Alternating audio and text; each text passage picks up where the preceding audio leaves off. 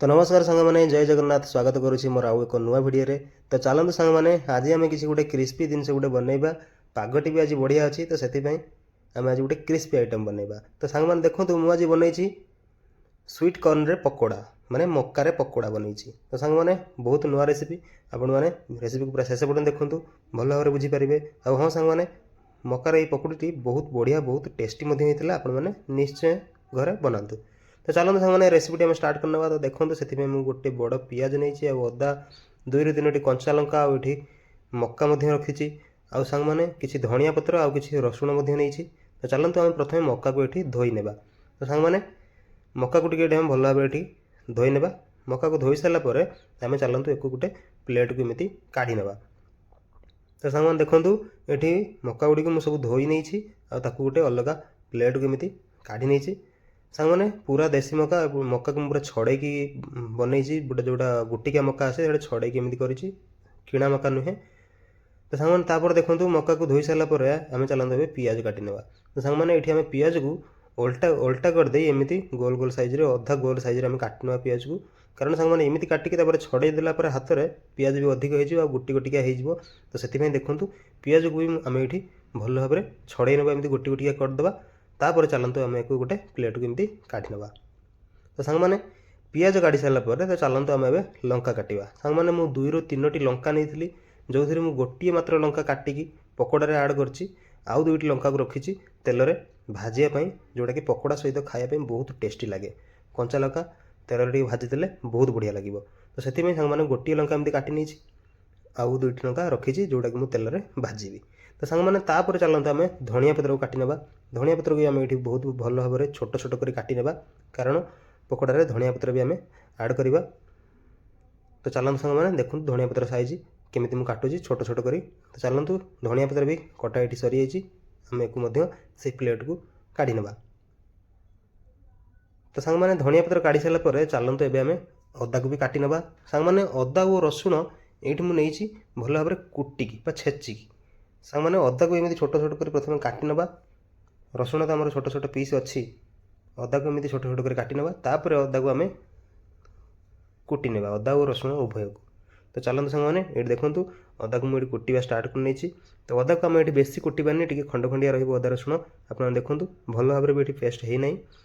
तो तापर सांग मैंने मक्का को मुझे अलग बाउल एमती नहीं जाइए तो चलते सांग मैंने तापर आम से 2 स्पून बेसन ऐड करवा सांग मैंने तापर आम से 2 स्पून कॉर्नफ्लोर ऐड करवा जोटा को मक्का पाउडर बोली कहुए तापर सांग मैंने देखूँ ये देखूँ सांग मैंने 2टी कंचा लंका को एमती रखी जोटा कि आम पछर भाजवा चलतु गोटे साइड के रखी नेबा सांग मैंने चलतु तापर आम ऐड करवा कटा पियाज धनिया पत्र आउ कंचा लंका एमती सब काटी रखी ऐड करने तो सांग मैंने मक्कार बेसन आउ कॉर्नफ्लोर टे देले आमर पकोड़ाटी भल भाव में लगे जॉइंट हे जमी लगी लगी रहा मक्का गुड़ी ये दिखाई से गोटी गोटिका हो तो से आम से ऐड करदे बेसन आउ कॉर्नफ्लोर तो तापर सांग मैंने आम से ऐड करवा हलदी लंका गुंड लुण तापर ये धनिया और जीरार गुंड तापर किसी गोटा जीरा से आम ऐड करवा आउ तापर देखो ये चिली फ्लेक्स मैं ऐड कर जोटा कि सुखिला लंका खंड खंड कर कटा होता एमती देखूँ ये सब जिन आम ऐड कर सारापर आम ये भल भाव में मिक्स करने हाथ में भल भाव ये गोल नेबा तो सांग मैंने आपने स्टार्टिंग रू ये अधिक पानी ऐड करेंगे हाथ में अल्प अल्प पानी नहीं एक गोलुवे जेपर्यंत आम बेटर टी काठुआ न होती बेसी पानी हेल्ले आम पकोड़ाटी भल भाव में हेबना तो से हाथ में ये आपने अल्प अल्प पानी नहीं से सबको भल भाव में गोलेबे मिक्स करेंगे जमी सांग मैंने प्रत्येक मक्कार जमी आमर बेसन लगुव कॉर्नफ्लोर लगुव तो से भल भाव में सांग मैंने गोलेबे तो सांग मैंने ये यदि काठुआ हम आपर आउ टे पानी मिसेबे आदि अधिक पानी भी हो जाए ताहले आउ टे बेसन से ऐड करेंगे कारण सांग मैंने पकोड़ा टाइप रे बनवा ही आवश्यक तो चलते सांग मैंने एवं आमर गुड़ा हो जाए चलतु एक आम 5 मिनट में एमती छाड़ नेबा तो तापर एक आम छांकवा स्टार्ट करवा तो सांग मैंने देखो से मुझे इंडक्शन गोटे कड़े नहीं छोट कड़े टी गरम होगापर से रिफाइन तेल ऐड कर हाँ सांग मैंने तेल गरम होगापर मुझे छांकवा स्टार्ट कर देखूँ तेल गरम होगापर मुझे छांकी आपने बिल्कुल भी तेल ठंडा थिला बेले छांकबे ना ये सब बिल्कुल भी भल हेब ना खुलीज कड़े लगिज बिल्कुल भल भाव में हेब ना तो से तेल गरम होगा पर्यंत अपेक्षा करेंगे और तेल गरम होला पर छांकिबा स्टार्ट करने। तो सांग मैंने देखो छोट कड़ईटी से मात्र 4टी एठी नहीं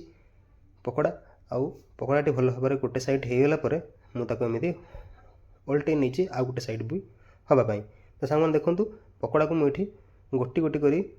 ओल्टे नौ सांग मैंने मोर गोटे साइड हो पछ गोटे बैक साइड मोर हो पकोड़े। तो आम टे ओल्टे ना। तो सांग मैंने भिडटी आपने शेष पर्यटन देखूँ बिल्कुल भी स्किप करूँ ना। हाँ सांग मैंने भिडटी देखी सारापर मत कमेंट निश्चय जनातु मो भिडटी आपको केमी लगे। हाँ सांग मैंने जदि मो चैनल नुआ अच्छा ताहले मो चैनल टी सब्सक्राइब कर दिंतु। आपण मैंने मोर प्रत्येक वीडियो और नुआ नुआ वीडियो आपण मैंने आगे देखिपारे आपण मन पाखक नोटिफिकेशन आसो। मैंने सब्सक्राइब कर सारापर पाखर बेल आइकन दबाईदेवे। बेल आइकन दबाला ऑल ऑप्शन आसो ऑल ऑप्शन पर क्लिक करने। तो तापर सांग मैंने प्रत्येक वीडियो आपण मन पाखे आगे पहुँची। तो सांग मैंने देखो प्रथम थर एमती काढ़ी सारापर पुणी द्वितीय थर मुझे गोटे स्पून रे नहीं जाइए हाथ में नेला बेलू भल भाव में होना गोल गोल होना टे भांगी जाऊँगी लाखु ना भल भाव में। तो से मुझे स्पून रे काढ़ी गोटे गोटे स्पून एमती रखी नहीं पकोड़ा बनवाई। तो सांग मैंने देखो ये गोटे साइड हो गला। तो चलतु एक आम पुणी नौटी ना ऊपर पट साइड भल भाव में होगापाई। तो सांग मैंने प्रथम जमी द्वितीय थर से प्रोसेस हिं करुँची। तो सांग मैंने भिडटी सतरे बहुत बढ़िया होती। हाँ सांग मैंने रेसिपी आपन कौन कह रेसिपी बहुत बढ़िया होती। आपने निश्चय एमती घरे बनातु आ मत कमेंट निश्चय जनातु आपण को रेसिपी केमी लगे आपण मानक स्वीट कॉर्न पकोड़ा केमी लगे। तो सांग मैंने देखो ये पकोड़ा हो सारापर मुझे काढ़ी नहीं सेकेंड थर जी पकोड़ा बनई सब होगा। तो चलते एक आम गोटी गोटी कर छांकी ना। छांकिला बेले आपने भल भाव में छांके कारण ये बेसन दि जाए मक्का भी दि जाए तेल टाणी रख। तो से भल भाव में छांकी ने। तो तापर चलतु आम आउ थे एमती छांकिबा स्टार्ट करवा। तो सांग मैंने देखूँ ये मुझ कंचा लंका जो रखी भाजापी से कंचा लंका आड कर नहीं।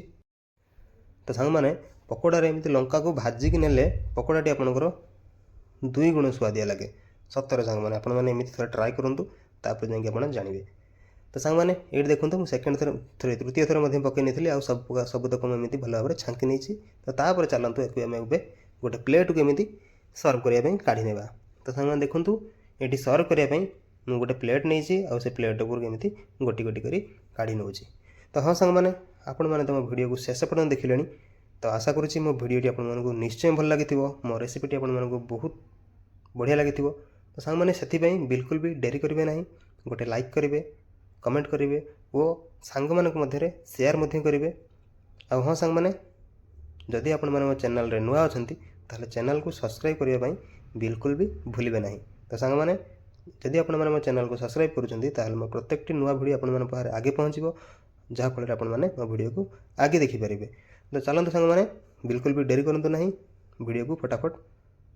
लाइक करूँ शेयर करूँ कमेंट करूँ और मो चैनल को सब्सक्राइब कर दिंतु। तो ठीक है सांग मैंने एवं रोचे पुणी देखा आ एक नुआ रेसिपी। धन्यवाद सांग मैंने जय जगन्नाथ।